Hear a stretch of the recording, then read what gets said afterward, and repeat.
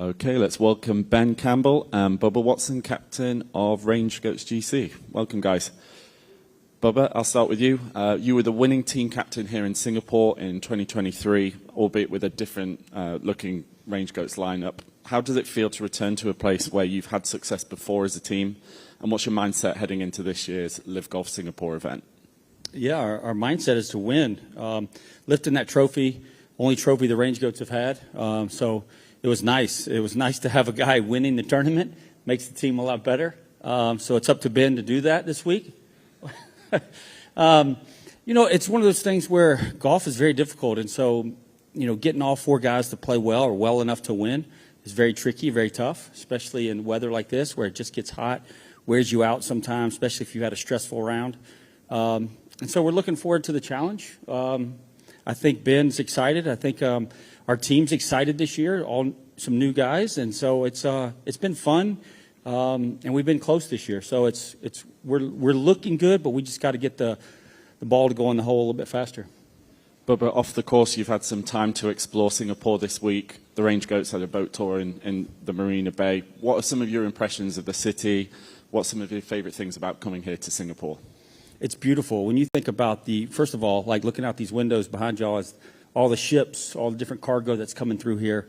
You know, this is a mecca when it comes to finance, when it comes to shipping. And so when you think about the architect, the buildings, the history of this place and what it's meant to the world, it's pretty special to be here. And, you know, we've always talked about my kids as they get older coming to places like this just to experience it and to see it. So it's pretty neat to say that a guy from Baghdad, Florida, has been around the world and been to Singapore a few times now. So it's an honor and a privilege to be here and see what goes on around here. Not just the golf, but the other parts of the community. Awesome. Ben, as one of the new players joining LIV Golf this season, coming through Asian Tour and International Series ranks, can you just share some of your experiences of LIV Golf so far? How's that transition been for you?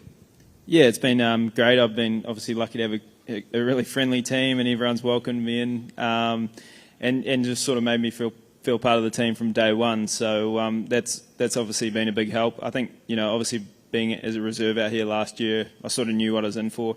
But yeah, it's been great to obviously play here in Singapore. You know, not too far away from home, a place where I've played a lot of golf over the years, and yeah, I'm just enjoying my time out here so far, and obviously, feel like the game hasn't quite been where I want it. So, yeah, hopefully we can turn that around this week.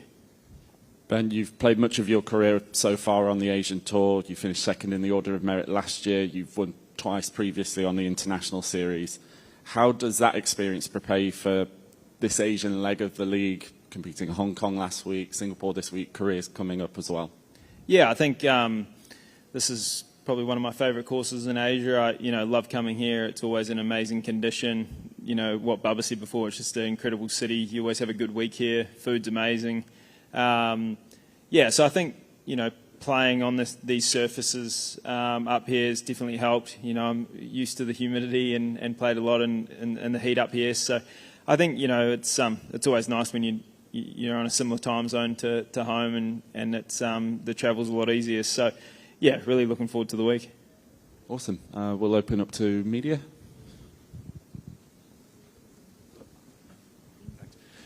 Bubba, it's a bit of an origins question, I suppose. Sorry if you've been asked this before, but I just wonder when it came to Ben, whether it was the Saudi International performance in particular last year that caught your eye, or if you'd been monitoring his progress during the International Series, or how did you end up signing him? Yeah, I got two answers for that. The first one, the easy one, is if you look at his career, he had some hiccups, some injuries. I guess we'll call it injuries and stuff. And so he's played well. So he played well before his injuries. Then he's played well after that. And when you look at his record on the Asian Tour, it sells itself. You don't have to look very far to see what he's done over the last few years. And so then the real thing for me, though, is personality. Who he is as a person, who he is as a man. I wanted somebody that was fun, that was in on the team. And I wanted a competitor, but I wanted a good guy. I wanted a guy that fit in well with us and what we're about and what we want to do off the course. And so that was the first and foremost. His golf's going to take care of itself. He's a good enough player. And I thought giving him a shot, he's still young enough and he's been through some battles. But to give him a shot, I thought it was a no-brainer. Our team was all on board. But his personality is really what sold it. And I'm not saying he's a bad golfer. That's not what I'm just saying his personality was easily fits the GOAT's. Thanks, Bubba. And, Yep. and Ben, just a question for you about working week in, week out with Bubba as captain, and how that will help your game. Yeah, it's been great. Obviously, we're only a few weeks in now, so I think as the year goes on, it's great being around someone of Bubba, who's won as many times as he has. I think just playing practice rounds, seeing different shots. I feel like our practice rounds have. Everyone gets on really well. We've had some great team dinners, and I think it's nice. It can be a lonely sport, traveling the world, and I think that's the cool thing that I've enjoyed.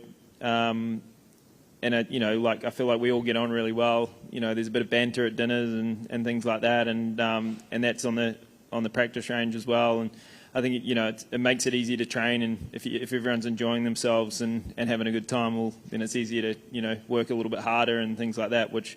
I think it's a cool team dynamic. Thank you.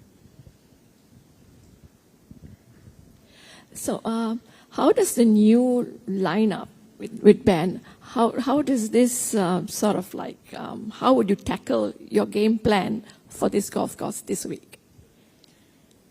Well, adding Ben, we looked at the schedule and we looked at the first part of the schedule and saw that the way that Ben plays his game, the courses. Fit him pretty nicely, and obviously this is one of them. As he said, it's one of his favorite courses. It's always in perfect condition, like he said. Greens are the best I've seen in a long time this week.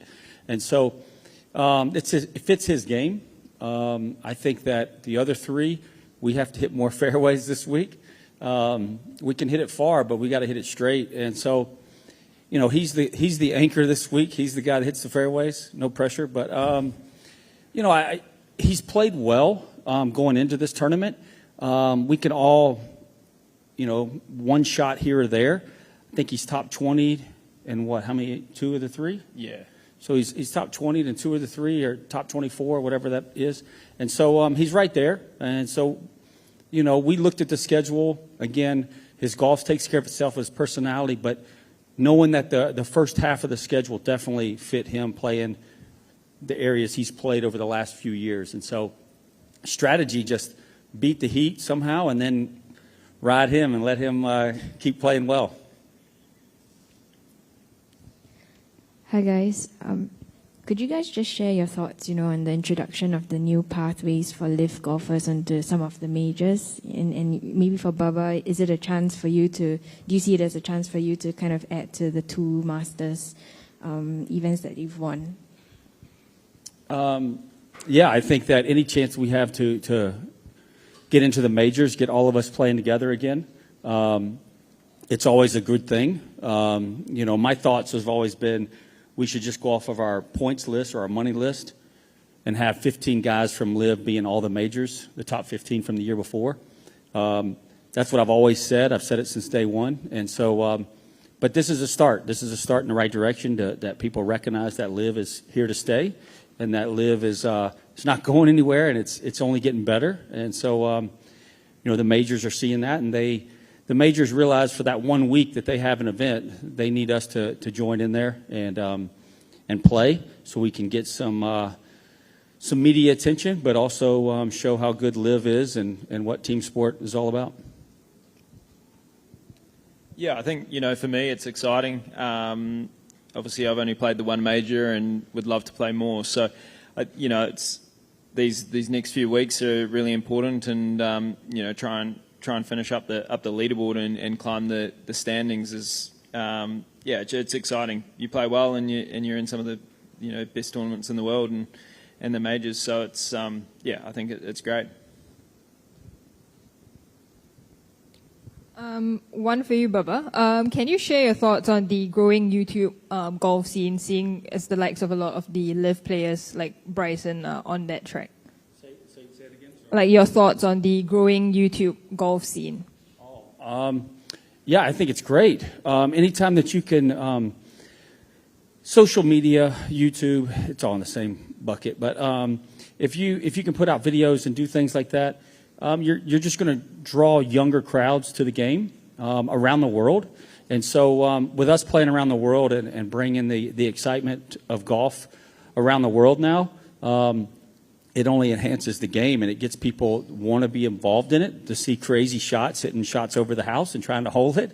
And, you know, it's different for me. I did those videos when I was a kid. I did those videos when I first started out on social media.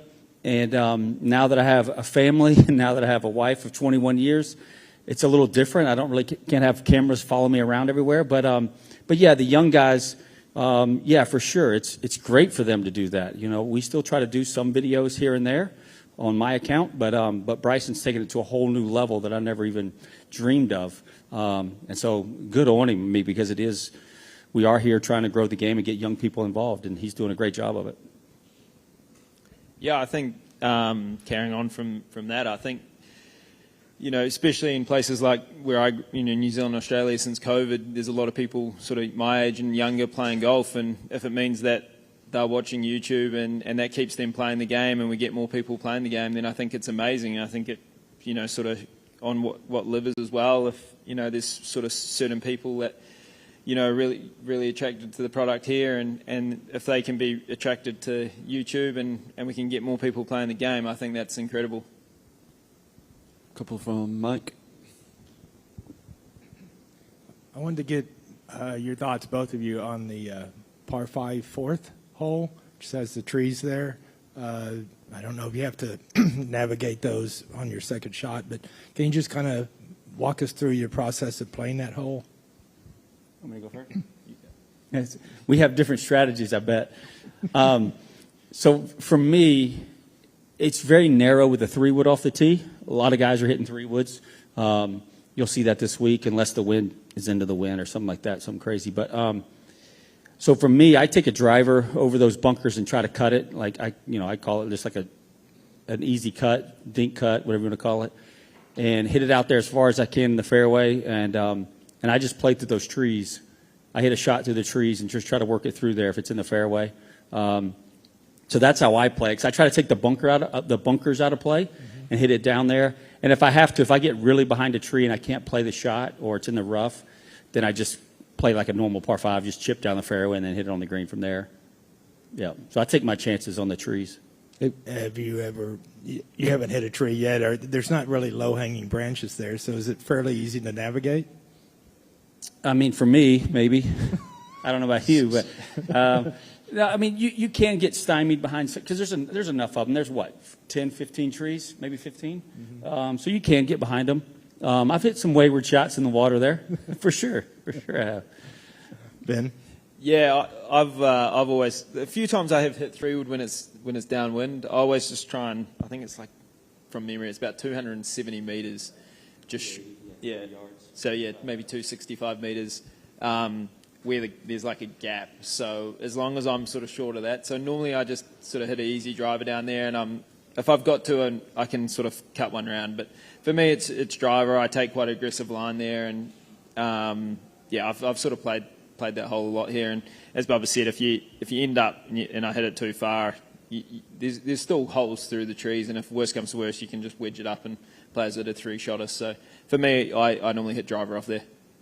Thanks. And Ben, I did want to ask you about the reserve playoff that we had earlier this week. Obviously, you were reserve out here last year. Just curious what your thoughts are about that playoff.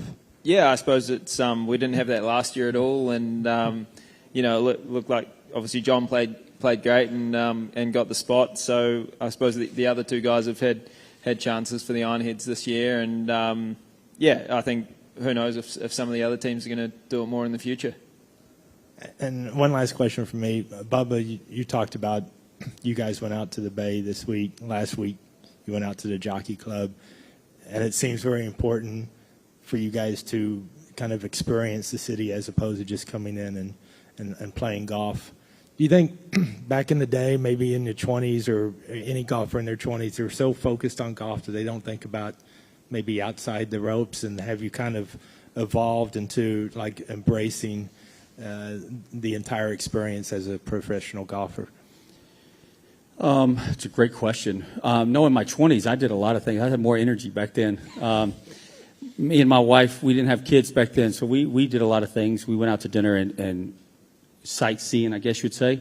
But now it's different. You know, you want to go do things as a team. You do things as a team to kind of just bond and know who we're battling for, you know, trying to win the tournament for each other. And, you know, we still got some young guys on the team. Matthew Wolf's pretty young, and so we got to get him out of his shell and try to get him to experience life and see other parts of the world. And so it's been fun. But, yeah, in my 20s, it was easier. It was easier to get out of bed and go sightseeing and do things on a day where I could have a day off or practice in the morning and then go in the afternoon. Thanks. Yep. All right, gents. Thank you very much. Good luck this week. All right, thank you all. Thank you very much.